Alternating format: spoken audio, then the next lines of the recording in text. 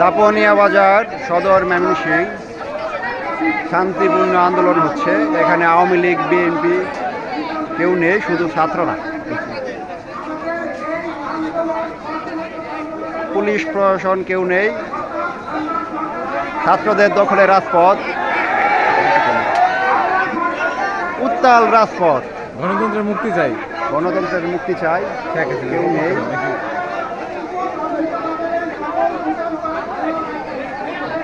হাজার হাজার জনতা, হাজারে হাজারে জনতা, বলার ভাষা নেই। সবাই শান্তিপূর্ণ সমাবেশ পালন করছে। রাস্তায় আগুন দিয়ে সড়ক অবরোধ করা হচ্ছে। এখানে দেখা যাচ্ছে ছোট ছোট বাচ্চারা, স্কুলের ছাত্রীরাও এসে পড়েছে। চারদিক দিয়ে আগুন।